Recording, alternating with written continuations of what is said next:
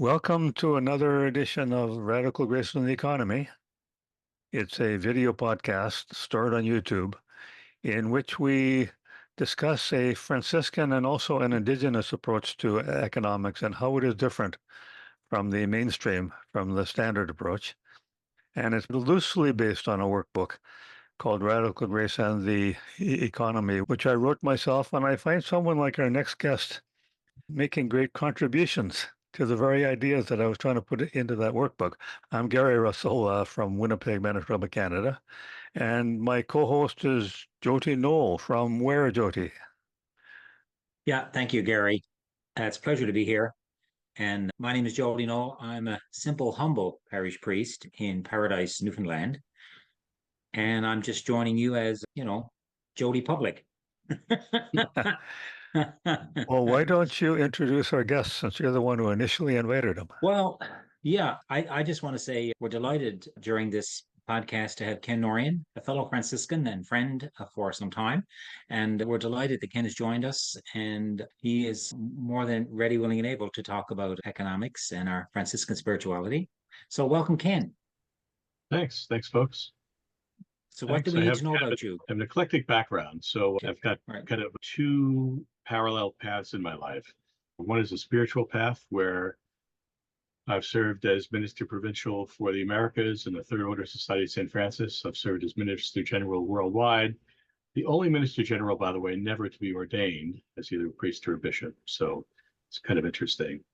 And so there's a strong thread of spirituality that runs through everything I've done in life. But I've made my vocation, my career, working in business. And for the past 30 years, I've worked with what started out as Reuters, then Thomson Reuters, then Refinitiv, and now we're part of the London Stock Exchange Group. So literally working with traders and technology professionals on Wall Street. And so I have an interesting perspective on spirituality coming from the business side and on business coming from the spiritual side. So, and sometimes they're at odds with each other.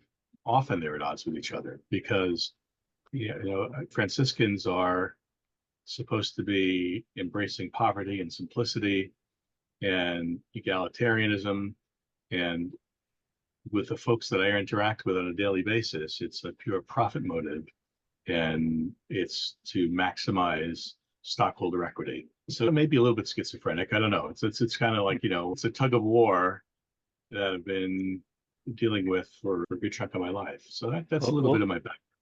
This is what I find intriguing here because I come from a labor union background and leftist in the sense that that word comes from the old French kings and the common people sat to the left of the king.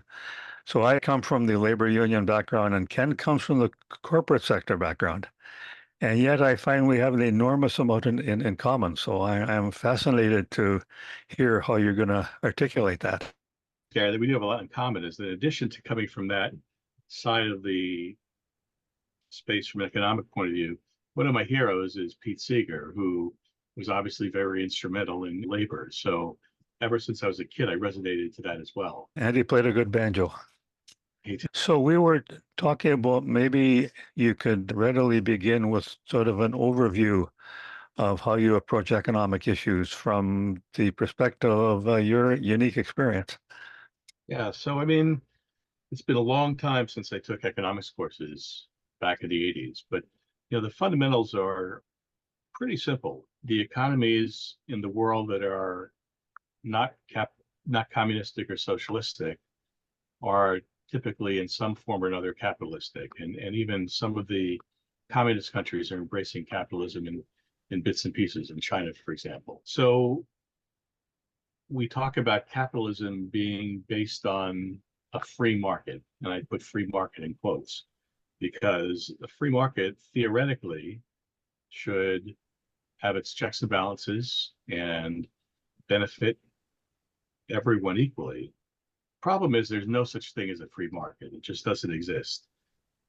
Free markets can't exist without some form of regulation.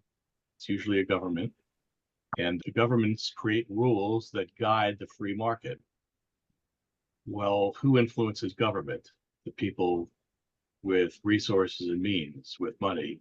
and they're going to typically influence government to create the framework for that free market that benefits them. So you get into this spiral where supply and demand, in theory, work out, but in practice, they don't. And theoretically, the free market, you have governments that don't impose too much control, but the governments are actually the creators of the free market. And that's always been kind of an enigma for me, that there are people who believe that government intervention distorts markets and so reduces their efficiency. But there are then people who believe that the market knows best and that government oversight should be minimal. So where do you go from there? And where you go from there is that from the perspective of the United States, where I live, and I should mention that I live on Long Island in New York, just outside of New York City. In the United States, Americans, about 400 of them, hold as much wealth as the bottom 50% of the people in the States. And the wealthiest 1% own about 42% of the nation's private assets. So here we have this situation where we expect to have a free market that benefits everyone, but in fact, we have a situation where the rich get richer and the poor get poorer. And if you did charts in graphs, you'd see that gap is just increasing over time. So where do we go with that? I mean, it's taught in almost in every introductory course in economics. It's found its way into our public discourse. And so the question for me that reading Gary's workbook came up was, how does radical grace, and specifically a Franciscan spirituality, inform and challenge us as people who recognize the fact that, yeah, this is the current situation that we exist in, but it's creating disparity and injustice. And one of the questions that challenged me was the fact that, in theory, the perfect economy produces total justice, but in the real world, the imperfect economy produces exactly the opposite, injustice. So that's where I came at it from that point of view. And then, some of Gary's questions that challenged me was, Wait. Hold on a moment. Okay. Hold on a moment. I mean, you're asking and answering your own questions. I want to ask a question of an initial statement you made, because I don't understand it, and I'd like you to elaborate on it. So I need you to, if I could interrupt here, just Sure, absolutely. Because I feel like I'm on a horse and it's just going very fast. I'm a New Yorker, Jody. You gotta keep up, So. Yeah. Okay. So one of your initial statements threw me off guard, and I'd like you to elaborate on that. And it was, capitalism is a social system, and I thought capitalism was an economic system. But could you just take a few moments to elaborate on how capitalism is actually a social system? Well, so capitalism is an economic system, but it has social implications. So maybe that's a better way to put it. So that's your discussion there with how governments create that milieu, that economic system. So capitalism in one country could be quite different than capitalism in another country. Absolutely. But at the end of the day, by definition, capitalism is looking to maximize profits for some in providing goods and services. The goal, the incentive, is to increase profits. So one could argue that, in a socialistic system, what is the incentive to excel versus in capitalism, where the harder you work, the more money you can make. And so then that has social implications. But what do you do with folks who are disabled, with folks who don't have the skills that somebody else might have? What is the value of work? So is a person working on an assembly line in an automobile factory less valuable than a neurosurgeon? And the compensation comes into that. So that's where the social bit comes in. So economically, yeah, it sounds good. The more capable you are, the harder you work, the better you do. But that's going to create a social problem in leaving some folks behind. But also, it doesn't deal with like not only handicapped people and that, it also can't deal with people who do not have the acquisitive values that are needed to be one of the winners, and Yeah. those get left behind too. And I think that's part of your message here.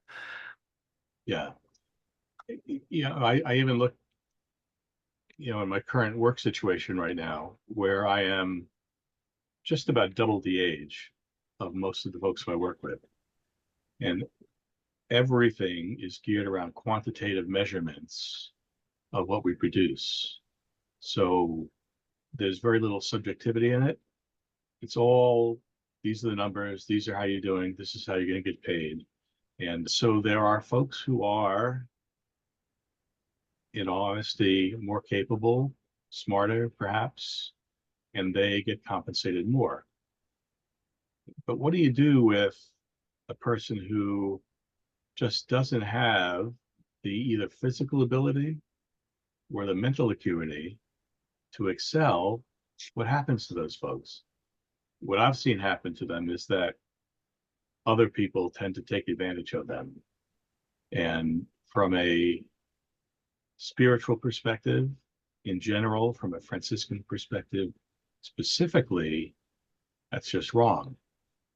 And economics can't really address that, because in a pure economic sense, it's with money, and they're going to typically influence government to create the framework for that free market that benefits them. So you get into this spiral where supply and demand, in theory, work out, but in practice, they don't. And it's theoretically, the free market, you have governments that don't impose too much control, but the governments are actually the creators of the free market. And that's always been kind of an enigma for me, that there are people who believe that government intervention distorts markets and so reduces their efficiency.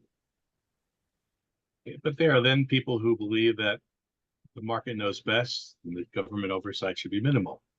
So where do you go from there? And where you go from there is that from the perspective of the United States, where I live, and I should mention that I live on Long Island in New York, just outside of New York City. In the United States, Americans, about 400 of them, hold as much wealth as the bottom 50% of the people in the States. And the wealthiest 1% own about 42% of the nation's private assets. So here we have this situation where we expect to have a free market that benefits everyone, but in fact, we have a situation where the rich get richer and the poor get poorer. And if you did charts and graphs, you'd see that gap is just increasing over time. So where do we go with that? I mean, it's taught in almost in every introductory course in economics. It's found its way into our public discourse.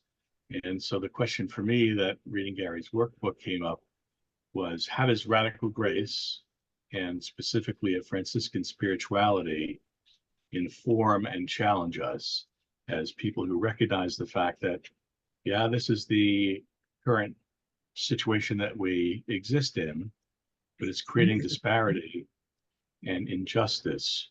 And one of the questions that challenged me was the fact that, in theory, the perfect economy produces total justice, but in the real world, the imperfect economy produces exactly the opposite, injustice.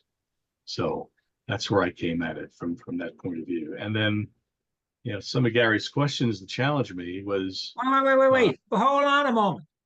Okay. Hold on a moment. I mean, you're asking and answering your own questions. I want to ask a question of an initial statement you made, because I don't understand it, and I'd like you to elaborate on it. So I just need you to, if I could interrupt here, just Sure, absolutely. Because I feel like I'm on a horse and it's just going very fast. I'm a New Yorker, Jody. You gotta keep up, So. Yeah. Okay. So one of your initial statements threw me off guard, and I'd like you to elaborate on that. And it was, capitalism is a social system. And I thought capitalism was an economic system. But could you just take a few moments to elaborate on how capitalism is actually a social system? Well, so capitalism is an economic system, but it has social implications. So maybe that's a better way to put it. Um, So that's your so discussion there with how governments create that that milieu, that economic system. So right, capitalism in one country could be quite different than capitalism in another country. absolutely. But at the end of the day, by definition, capitalism is looking to maximize profits for some in providing goods and services.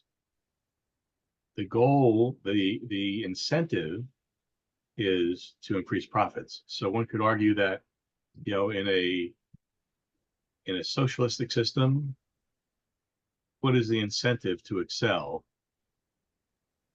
versus in capitalism, where the harder you work, the more money you can make. And so then that has social implications. But what do you do with folks who are disabled, with folks who don't have the skills that somebody else might have? What is the value of work? So is a person working on an assembly line in an automobile factory less valuable than a neurosurgeon? Um, and the compensation comes into that. So that's where the social bit comes in. So economically, yeah, it sounds good. The more capable you are, the harder you work, the better you do. But that's going to create a social problem in leaving some folks behind.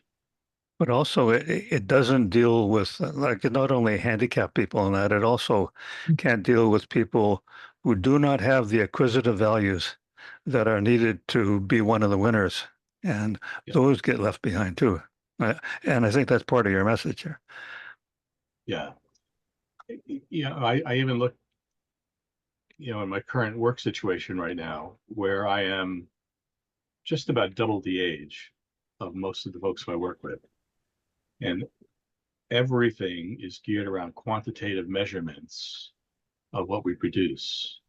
So there's very little subjectivity in it. It's all, these are the numbers, these are how you're doing, this is how you're going to get paid. And so there are folks who are, in all honesty, more capable, smarter, perhaps, um, and they get compensated more. But what do you do with a person who just doesn't have the either physical ability or the mental acuity to excel? What happens to those folks? What I've seen happen to them is that other people tend to take advantage of them. And from a spiritual perspective, in general, from a Franciscan perspective, specifically, that's just wrong. But and economics can't really address that, because in a pure economic sense, um, where does Medicare and Medicaid fit in, as we call it in the States? I'm not sure what it's called in Canada, but where are those social programs that help people? In the States, we have food stamps, SNAP benefits they're called, and there are some people who are really indignant about the fact that their taxes are going to feed people who are in need. And then you get into Jody, you raised the question there. You get into that moral, spiritual question, and how does that interact with, pure economics? In the pure economic sense, survival Well, of the fittest. I mean, I think Pete Seeger made the analogy that we all wouldn't be here if our ancestors weren't good killers, right? So if our ancestors weren't able to hunt and kill and weren't successful at it, we wouldn't be here. So how do you reconcile that with do that which is right? now I'm a little more conspiratorial than you. I'm agreeing with everything you're saying, but I'm a little more conspiratorial in the sense of I see the economics I used to teach as sort of a cover story for a criminal activity and saying that it's actually legitimate. because it presents this good old-fashioned image of good old-fashioned capitalism when everyone was competitive and it was producing all of the good results that it's talked about. And my approach is no, it was never like that. This freewheeling competitive capitalism never really existed. It was always something put in place by the ruling classes to serve their interests at the same time as they make people believe they're serving their own interests. I see you nodding, so maybe. I agree with you completely in that. That's yeah. So when I said briefly earlier that governments or the people in power create the framework or the rules for a free economy, who influences power and governments? It's people with money. So it's a self-fulfilling prophecy of I've got power and control. I'm going to create the rules that influence that to benefit myself. And so, what is the free market then? It doesn't exist, and you have to have a social implication in it. What is the role of government? What is the role of a profit motive? And when does profit, when is enough? What do you need to have enough? And there are people who accumulate wealth just for the purpose of accumulating wealth. I look at how much money Elon Musk or people like that have. There's only 365 days in a year. You can only take so many vacations, have so many homes, and so many yachts.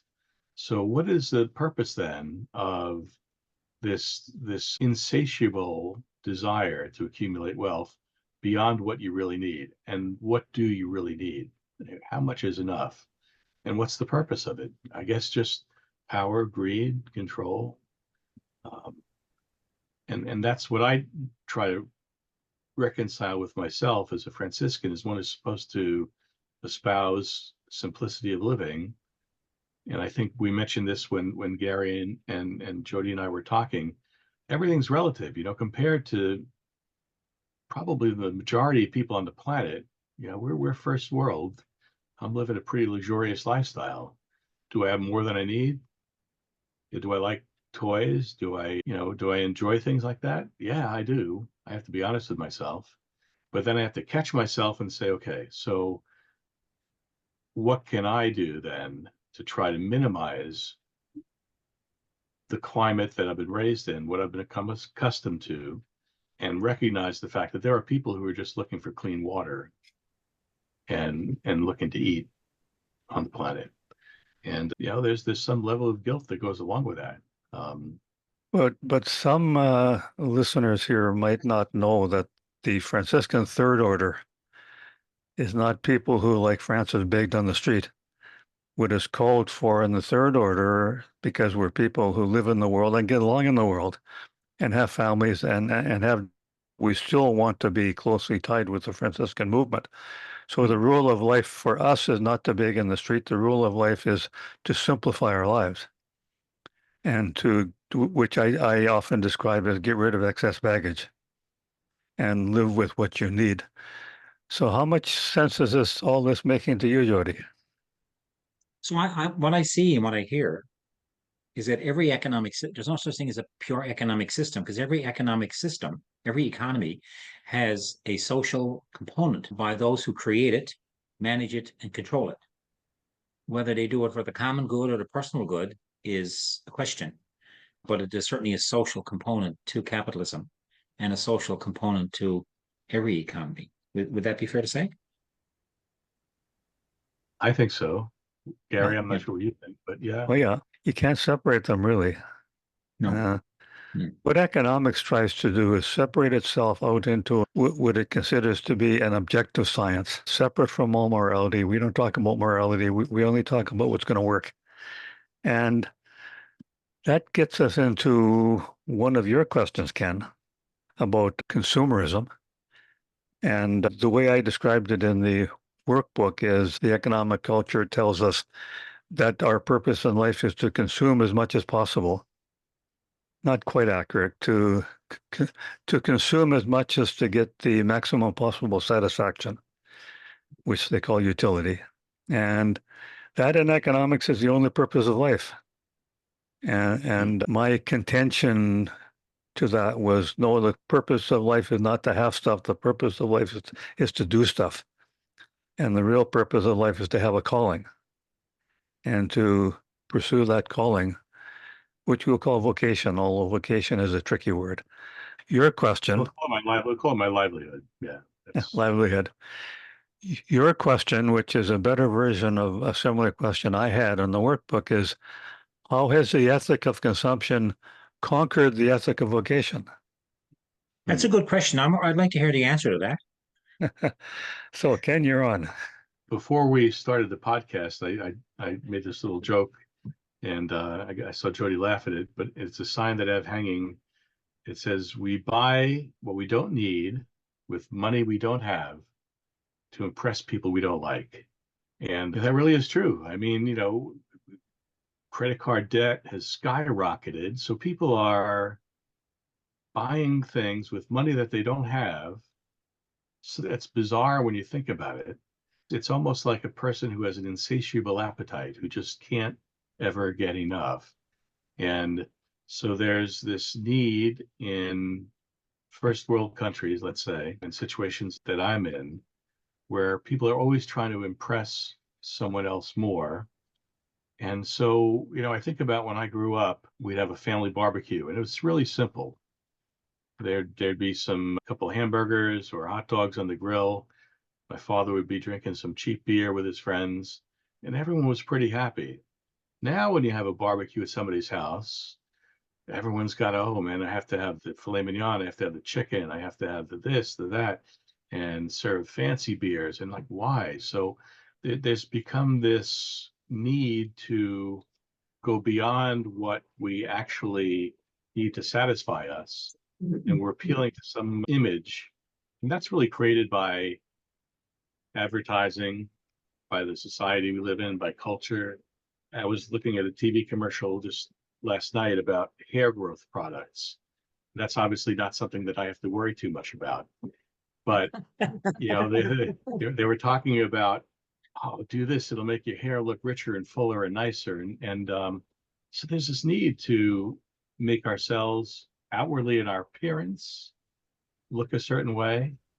And that appearance then translates also to the cars we drive, the houses we live in, kinds of products we use. And so that's that consumerism that I think distorts the notion of a free market, which was basically set up to satisfy supply and demand. So you had laborers who would make parts for a tractor. The farmer would use the tractor to produce food, which would then feed the laborers. And there was this ideally a nice cycle of mutual self-reliance. That's really changed now, where there's been introduced to our society this need for something that's just never going to be attained. So my question, which is your question in the document you sent us to discuss this, my question and your question was, how did they pull that off? How did we get turned into total consumption junkies, such that that's our only value in life, or at least too many people? How did that happen? I guess to a large degree, it's to some degree, I wouldn't say to a large degree. It's media plays a big role in that. So there's always been advertising in one way, shape, or form.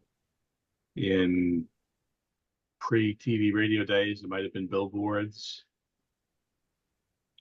I got a journal on eBay for the 1964 World's Fair held in New York City. And I got a kick out of reading some of the advertisements, but they were just print advertisements in this little brochure.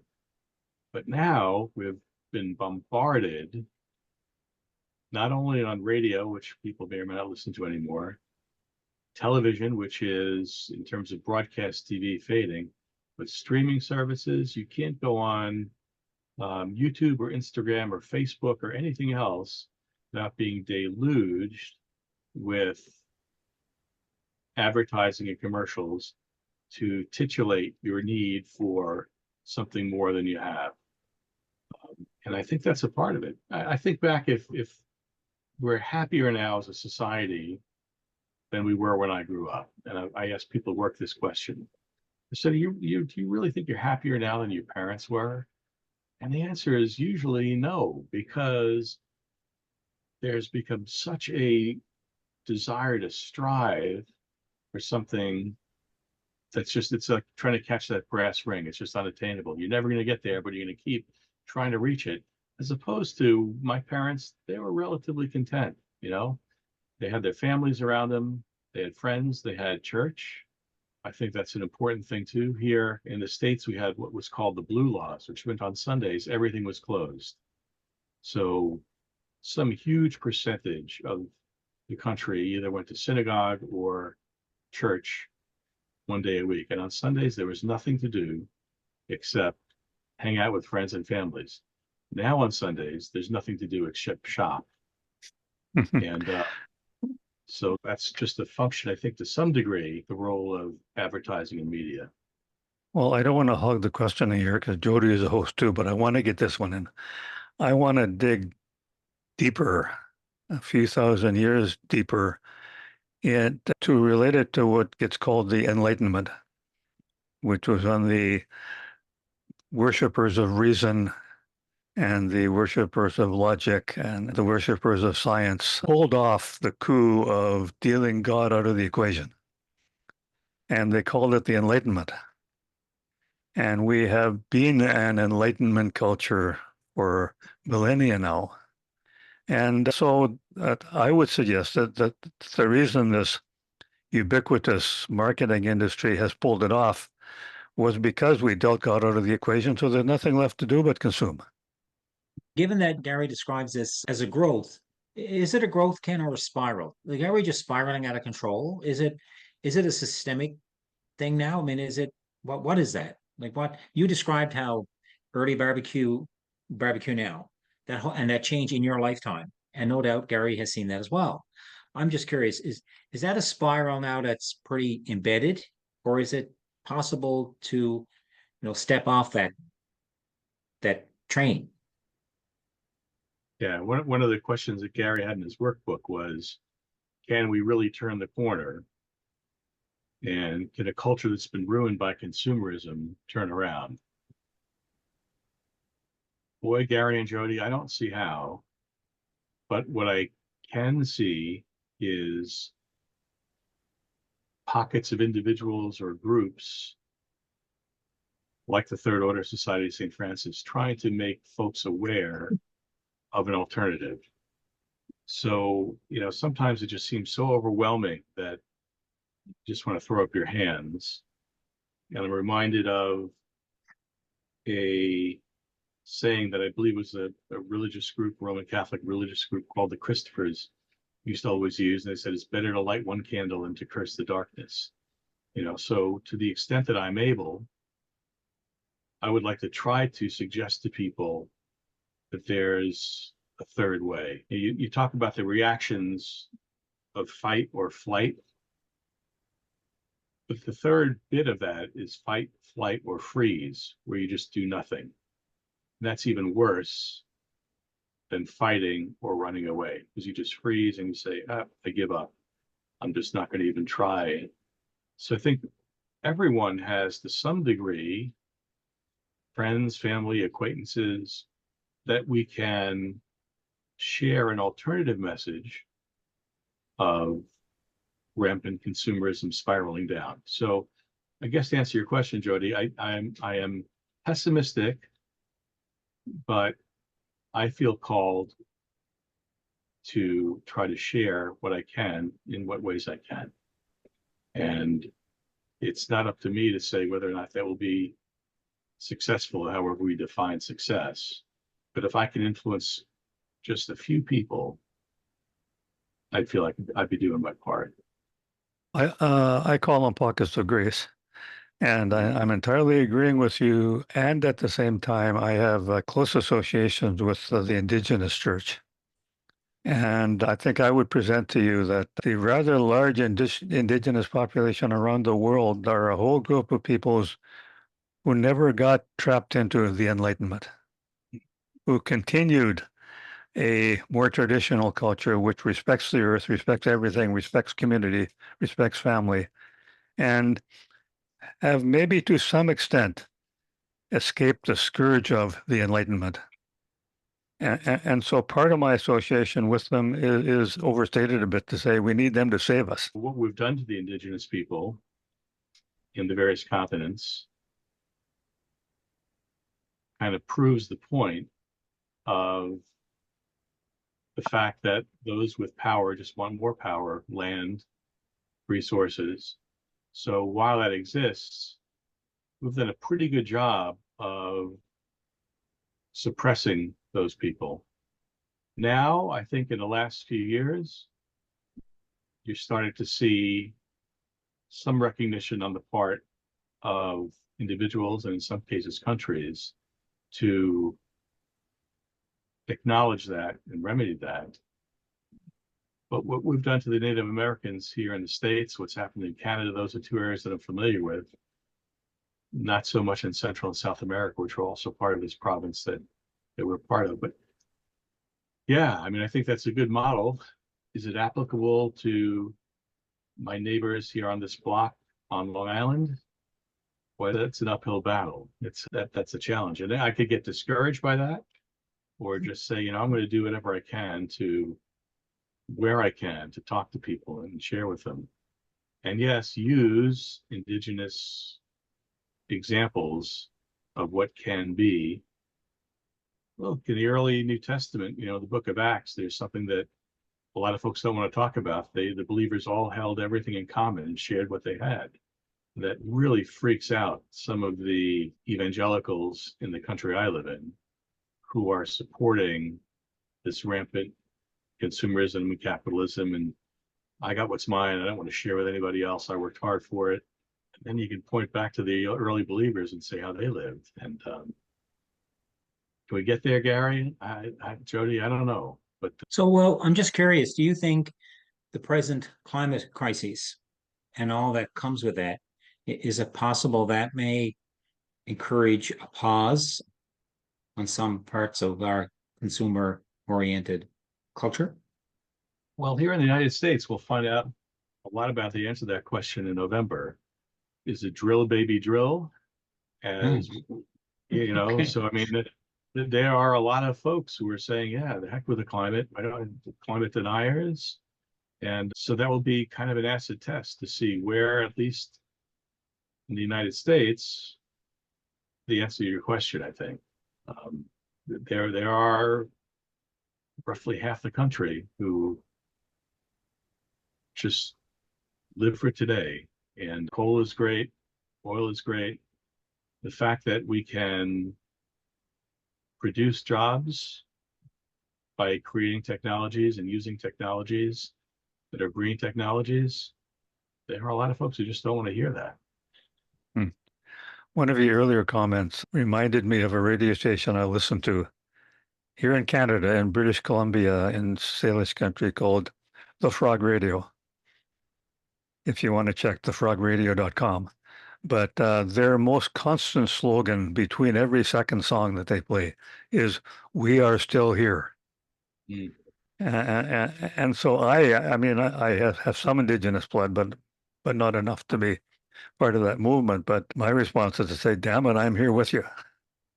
So do we Element of keep talking about that God created all of it, that God loves all of it, that God loves all of us? Will that give us pause if we keep harping on a message? I call it a conservative message, but it's not conservative right wing. It's conservative that God created all of it. We all matter. God loves all of it, and God loves everyone.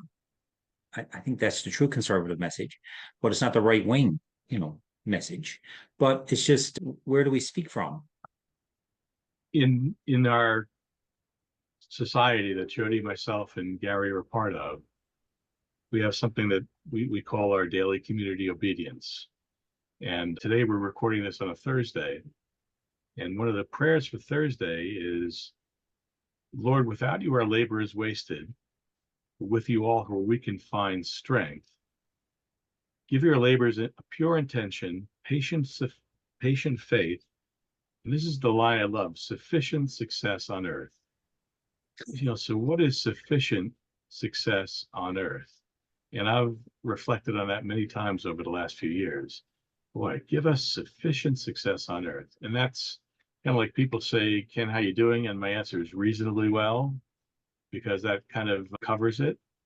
What is sufficient success? And that's something that I've spent a lot of time thinking about. It might not be sufficient for somebody else, and would be more than sufficient for somebody else. That leads to another one of the questions that you also raised in your response to what I've written. One of the major rules, like we Franciscans live by, rule of life, and it's in 9 parts. I'm not sure if it's part number 2 or part number 3, self-denial. And it's the recognition that the only way to find the joy of being with God is through self-denial, through getting rid of all the excess baggage that stands in the way of walking the path of God and walking the path of Jesus. But self-denial is a hard sell. How are we going to sell to ordinary people in both your country and my country? You have to be wanting less. Can that be done through what is becoming popular, the sort of simplification movement? Should that be our entry into getting people to appreciate the joy of self-denial? I have to be honest and say self-denial has been a challenge for me. We all have to report regularly to someone on how we're doing spiritually and how we're keeping our rule of life. And self-denial is always one that I personally find challenging, even for myself. So I think Gary raised the question and or framed it in a way that he called self-indulgence. I think you mentioned somewhere in the workbook, right? So I am overweight, so why do I keep eating? And that's a very simplification of self-denial. It would be easy to go on a diet and drop 20, 30 pounds, but it's not so easy. So how do you then translate that into other aspects of our lives? What do we give up? Why are we so attracted to things? Is it part of human nature?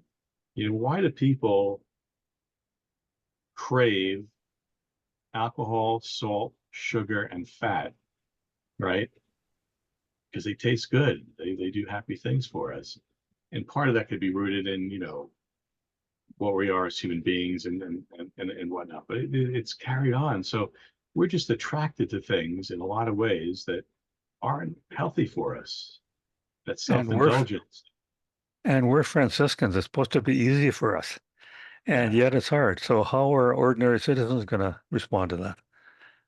I think what I try to communicate to those people who I encountered is that if you stopped trying to grasp something that you're never going to be able to grasp, that you could just then relax and say, okay, you know what?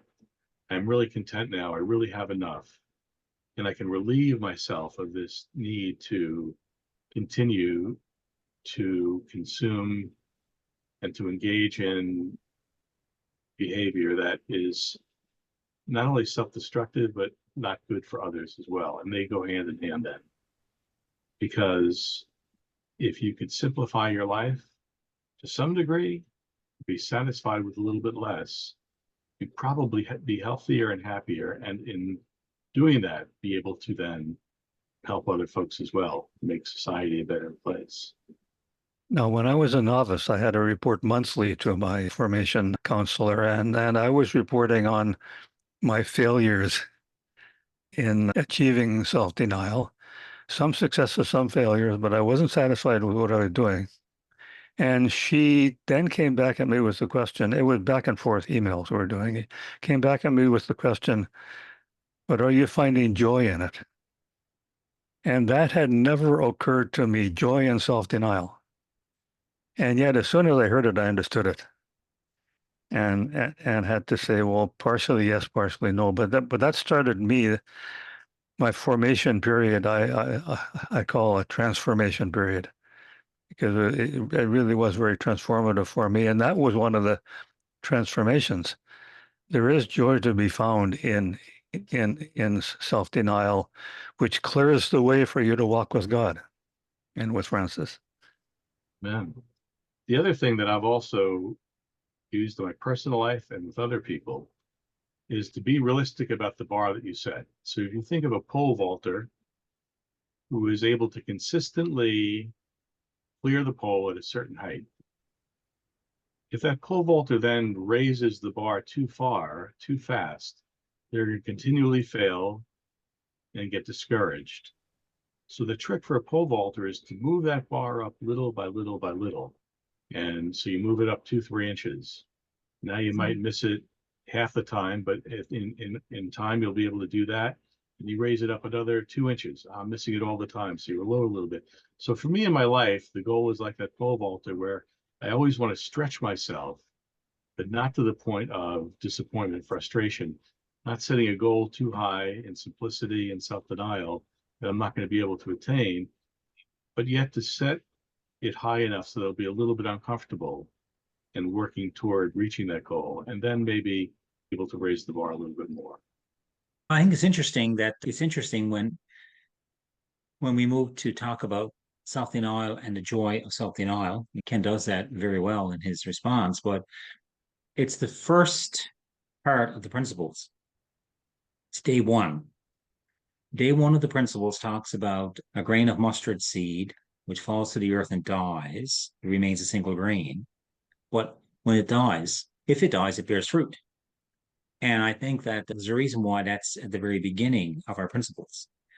And I think that fundamentally, in order to live a life of simplicity and humility, we have to grasp some understanding of self-denial.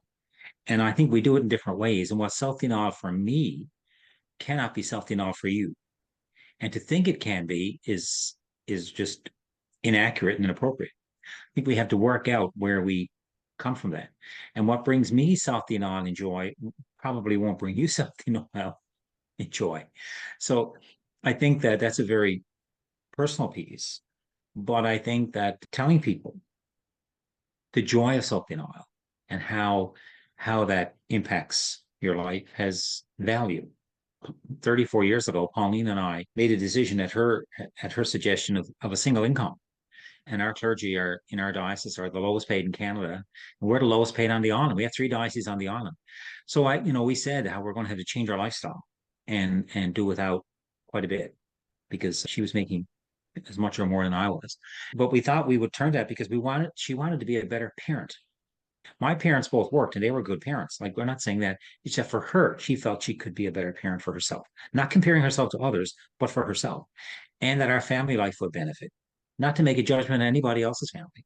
And we have found that to be very good. Our 3 children, we made a commitment that they would have what they needed and that we would help them to graduate from university with a first degree with no debt or something similar, a college or whatever. And we did that. Now, we look back, we don't have the resources, because most clergy are double income. But our decision to do that, we feel benefited us in ways we couldn't purchase if we made more money. And you can't measure that, but it's not something we got extra to give our children, except a family life because we were nomadic. A family life that would have been more chaotic if we didn't do that with both of us working. So we chose to do it that way, but you live with the consequence of that down the road. We have 1 pension to look forward to and not 2. We have, less equity in our investments and less money in the bank. But I mean, it's a trade-off. And we make a decision to do that. And we have no regrets. But I think that each person kind of got to work that out themselves and try to find a joy in that. And it's not to convince others necessarily of the joy, but you may be able to do that. So I was really glad, Ken, that you looked at that directly, immediately following the section that you referenced about Franciscans are rooted in calling and about consumption, and then looked at self-denial. And if you can find joy in the bit you do, like small steps, I think that's pretty good. And what we were told by statistics is that after COVID, a lot of people were looking for early retirement. They want to get out of the workforce. COVID taught people something, and it's not going to last. I mean, it won't be a lasting teaching, but it did teach people something about employment and joy, I think. Oh, I'm thinking of from Scripture, Christ saying, "Render unto Caesar the things that are Caesar's, and render to God the things that are Yeah, God's." I may have preached And on that. I'm not sure. I'm not really you sure may, what to you do with may, that. St. Paul said, "The good that I would that I not do, the evil that I would not, that I do." I can yeah. relate to that. Yeah. But what I was getting to is part of the message there was, you're not going to fix Caesar. Don't go about trying to fix Caesar. You do what Ken was talking about, and what I call create pockets of grace, and and find a way to live according to the godly life that you can in those pockets of grace. And this is a pocket. My parish is a pocket of grace, and I used to be a fix the world person, and I backed off from that because I'm not going to do it. But I also, well, I read Richard Rohr, who's probably the best known contemporary Franciscan, and one of his main concepts I drew was the false self and the true self. The false self is me trying to be me without God, and the true self is me trying to be me through God. And that we're all addicted to this false self. And we're not going to get many people off the false self, but the struggle is to get me off my false self. How much are you living your true self, Ken? And in doing that, you have the opportunity then to influence others. Mm-hmm. So I've been blessed with lots of opportunities to be just a witness and example of my lifestyle. And it's like, I'm pretty happy where I'm at, and I really don't need anything more. And they're like, "Oh, Ken, that's really cool. Maybe I should try to be like that."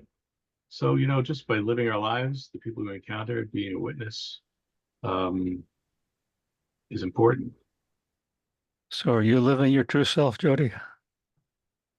Well, based on my interpretation of what that is, I always have been. I mean, what do you do with that? I don't know. There's probably moments when I may not be, but I always try to figure that out. And I'm a social being, and very much involved in a social dynamic in my work. So it puts me in a particular role. There's a stereotype, there's expectations, there's unreasonable stereotypes and expectations. So I function within all of that. How I function, I don't know. I mean, I sleep at night, so Hmm. and I realize that what I do is what I can do and not what a perfect person does, a perfect Christian does. Jesus came and died for that, all that. So I don't have to pretend to be that. So I just had to work at being myself. And probably comes in waves, it's highs and lows. Like there's been good days and there's been bad days. But I just think compassion and sense of humor is part of that joy. And I mean compassion for yourself and the sense of humor for yourself, not to take yourself too seriously. Because I joke with Ken how I have to wear a shirt with a collar because I have no neck. I'm a big guy too, and I don't have a neck. My head is just placed on my shoulders without a neck, and so I have to wear collared shirts. And Ken is wearing a t-shirt today, right? Which is beautiful. Yeah. Anyway, So, yeah, so this has both of been you great. guys, both of you are ordained guys. I'm not. I'm the layperson here. No, So I I'm not never, ordained either. oh, you're No, not I'm not ordained ordained. either. Okay, No. good. So we can gang up on Well, Jody. I am, but in a many, many years ago in a non-denominational church. This is something a lot of people don't even know but yeah, I was ordained decades ago and still maintain it, although I don't use it in the Anglican tradition. But every so often, I'm called to officiate at a wedding or do something like that, and I'm sure a bishop wouldn't approve, but that's okay. Ken, I want to thank you for this opportunity to chat about these topics from your perspective today, and I thoroughly enjoyed them. I don't think we've exhausted discussions, but you've certainly introduced some concepts and thoughts that I found very, very interesting and thoughtful. I will think about them for a while. Thank you. And I am wanting to invite Ken to collaborate with me on future revisions of the workbook. I think it's up to version 4.2 right now. And I am the kind of self-critical guy. I'm never satisfied So with. when I, so if you're going to undertake a revision, I have an opinion about it. Go ahead. I'm a teacher. That's my first profession. I taught school. And in many ways, that has served me well as a parish priest because I've had a teaching ministry and I still am involved in teaching ministry. I think if you revive your workbook, you need to clearly and intentionally set it up so that you could have learning modules on sections and so that we can take it to the fellowships. So in an hour's meeting, we can look at a topic, or an hour and a half's meeting, look at a topic clearly and succinctly. So you got, and even if you do up just 2 modules at a time, or make set up so it's modular, so it's easy. Someone like me has no academic understanding of economics or money or whatever can take it and work through some of these discussions. And I think if you two could do that, we as an order and the fellowships would benefit from some reflection about that. I would say, because right now Gary's workbook is 36 pages, and if I were to take that as a convener with no understanding of that, I wouldn't know what to do with it. But if we even had a couple of modules come from it, dealing with basic understanding of money or self-denial or some aspect of that, I think there's benefits there for us to get the average Franciscan more interested in talking about that, and in so doing, transform their lives a bit more towards simplicity, self-denial, joy. I think there's potential there. I think there's more potential there.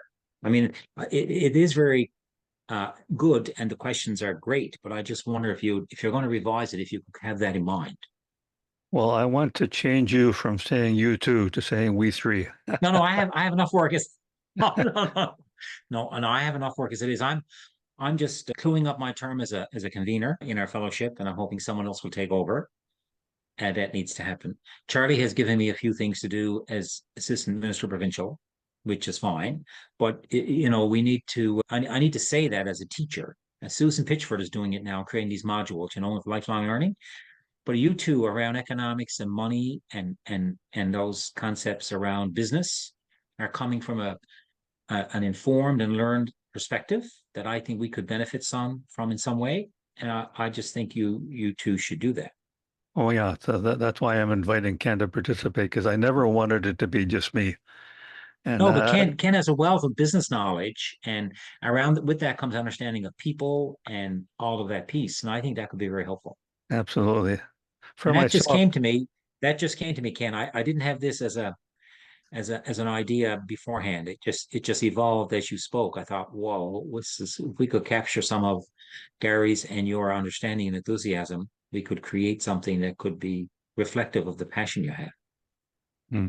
I come from a background of writing for people on the shop floor. I worked for the labor movement. I had to interpret economic policy that people on the shop floor were going to understand. So I spent a long time trying to hone that skill, and that's what I'm trying to put to use.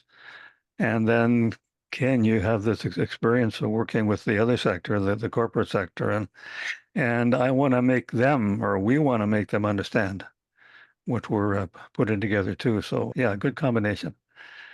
Well, I thank you both for being part of this, and we'll end it now. And I'll welcome viewers and listeners to come back next time you see another listing on the podcast page, and we'll do it again. What is our podcast page? Podcast.radicalgrace.ca. All right. That's where it is. Yeah. Okay. Anyway. So thank you and goodbye. See you guys. See you.